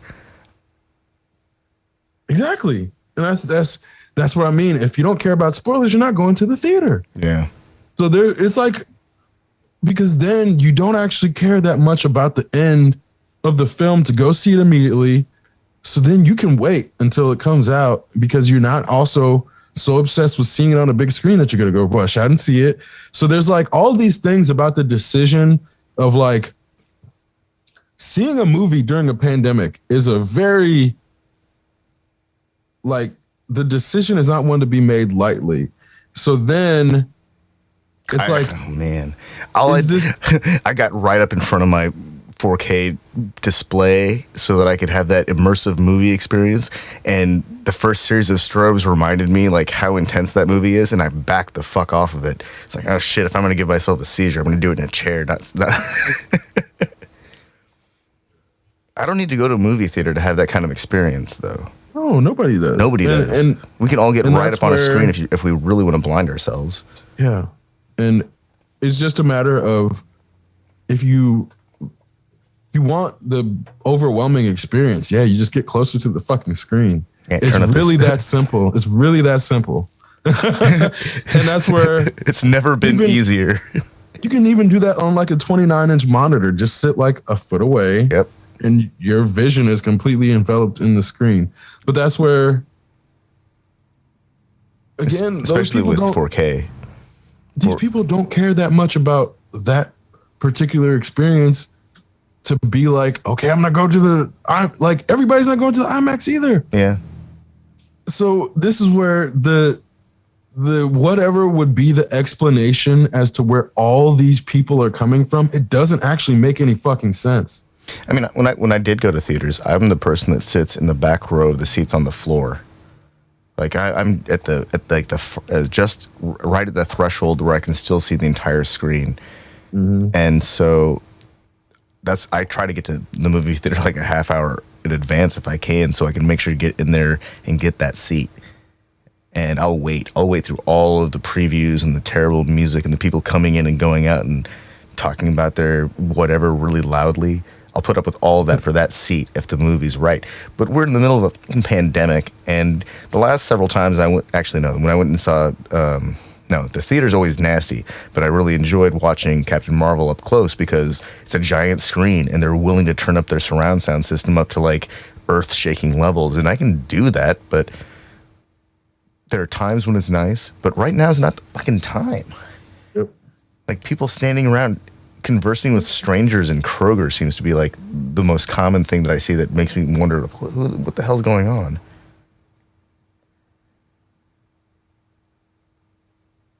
That's actually the one that confuses me the most is we're in the middle of a pandemic. We're in the middle of outbreak season and no one cares. When I was when I was traveling, I saw more people without masks than I felt, than I could count.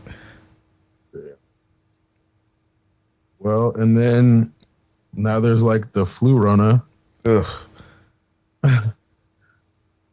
It's like, man, we're never getting out of this shit. Fucking flu rona. Flu ronacron. Yeah, I mean, it's hard enough, I think, for people to wrap their heads around like a pandemic, let alone what epidemic means or what endemic means or extant circumstances. Mm-hmm.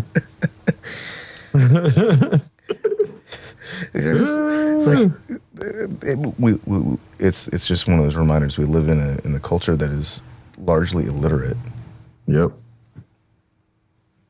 Well, because even then, it's like see people like talking about 1984, and it's never relevant. The people who reference 1984 the most probably never read it, because that's where I'm like, oh, you clearly didn't get to the end. You didn't get to the end of the book and then see that it was all big ruse. And it's like, man, yeah, I'm very skeptical of anyone who references 1984 or Dr. Martin Luther King Jr. quote. Those two things are just red flags to me anymore. Well, I think it's okay to reference like Newspeak, Doublethink. Those things.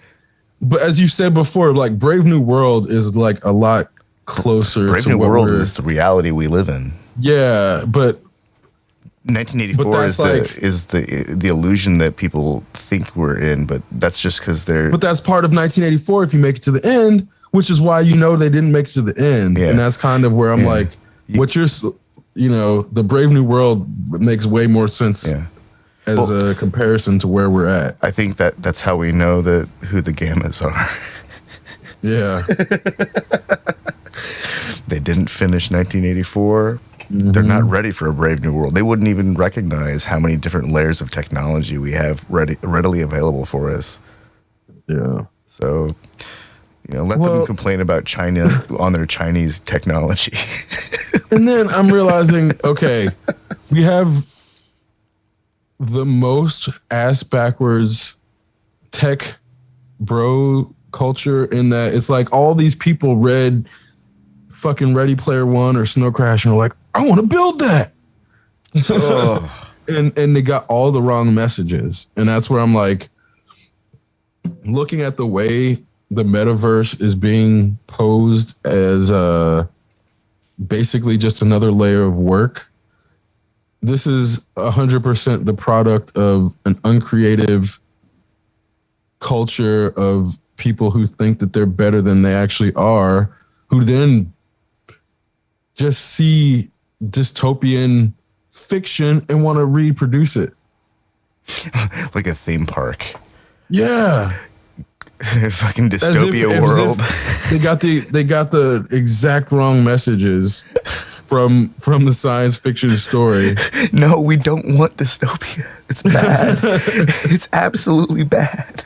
Like, there's a reason escapism is like so heavily focused on. It's like the escapism is because they've destroyed the planet and destroyed existence in the real world. So escapism is like not supposed to be something that you're aspiring to. So have you seen Don't Look Up? No. Okay. I don't want to spoil it for you, but it's funny in a dark way. And then there's also this really chilling tone to it that there were moments when I found myself like welling up, not like tears, like, oh, this is so touching, or it was like terrifying. Like the realizations that they were coming to, like with the data that they were talking about, and then the way that they demonstrate, or no, the way they try to illustrate the process of bringing this kind of information to attention. It was fantastic. Also, and this is all I'm really going to say about it at this point, is that watching somebody like Leonardo DiCaprio portray a person experiencing crippling anxiety was amazing. That dude is an incredible actor. He makes really interesting stories. That's all I have to say about that.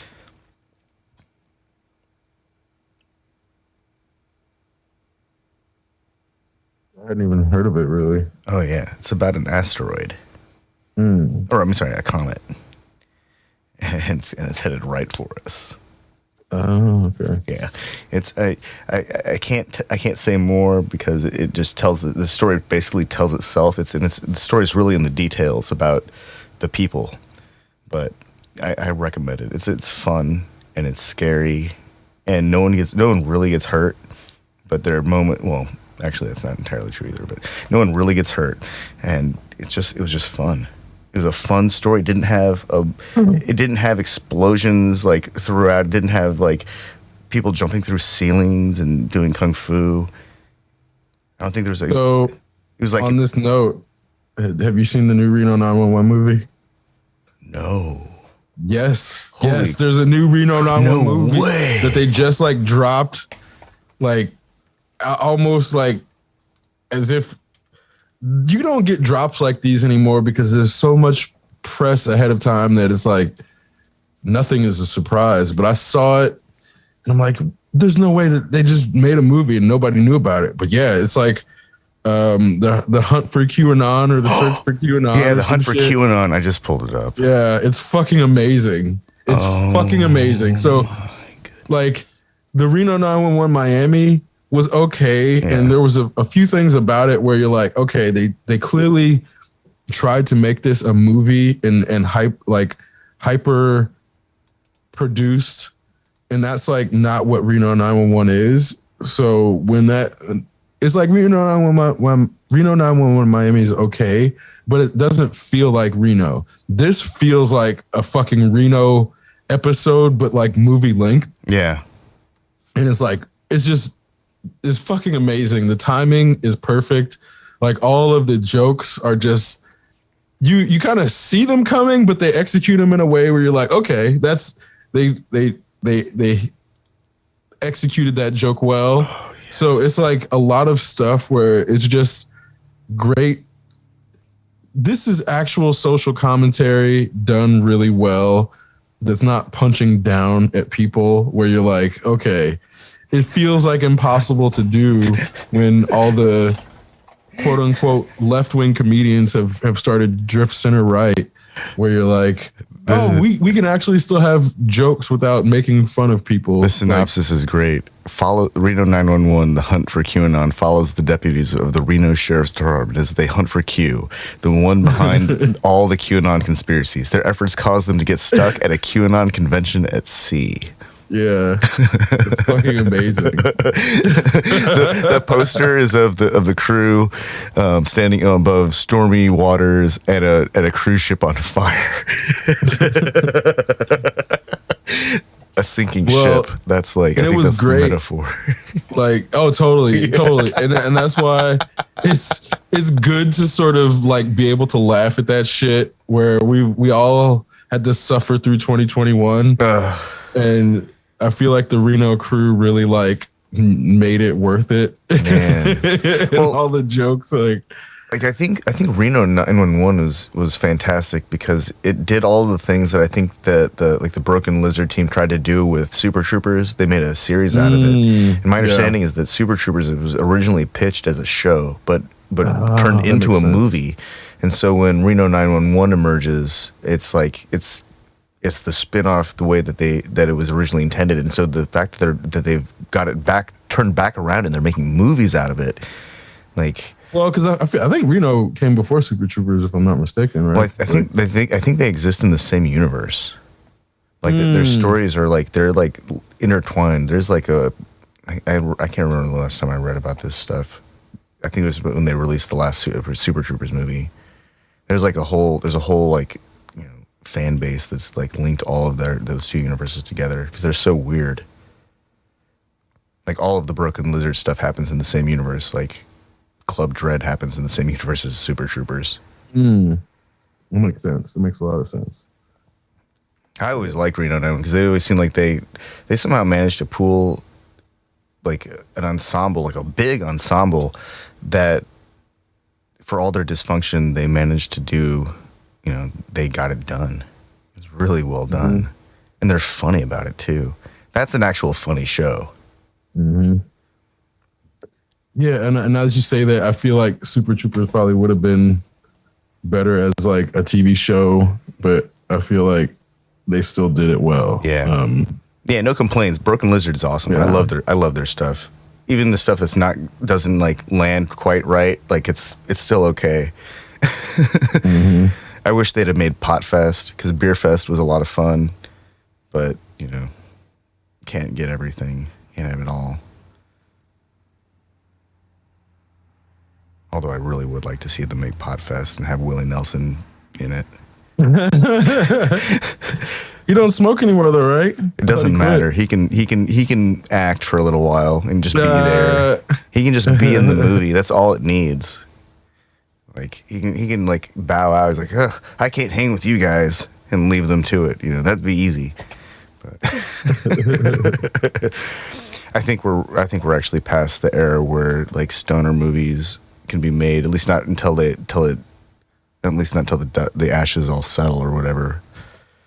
I think that we've had our fill of like Harold and Kumar stoner movies. Mm-hmm. They made that terrible Christmas movie. Oh no, I didn't even see it. Yeah, I don't think you should worry about it. I regret watching it because after the second one was pretty bad. Like I just had hopes. Hopefully they'll turn it, make it funny again. It's the same dick and fart jokes routine, and so. There are a lot of movies that they shouldn't make sequels of, but I'm actually kind of excited for this one, Reno: The Hunt for QAnon. Yeah. Oh yeah. It was fun. It's not often that I'm like, oh, this was fun, but it was definitely like just 100% fun. The whole Q thing was begging for it. It was just right. All it needed was they provided all of the material. All someone had to do was compile it and give it a reasonable script to not even reasonable script. They just have shitty dialogue and it would all make sense. And Reno, they fucking nailed it, man. That's gonna comedic geniuses, all of them. Yeah, I'm definitely gonna have to check that out then.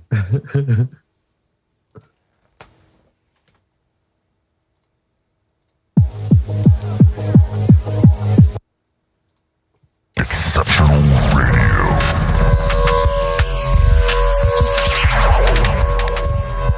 Exceptional Randos Show is produced live in Sunroom Studios' Base Capsule and in partnership with KLST 103.5, RadioCallisti.org. Remember to catch our Exceptional Randos live stream on YouTube every Sunday between 2 and 4 p.m. Eastern Standard Time. And if you have a story, idea, or question that you would like to share, we want to hear from you. Thanks for listening.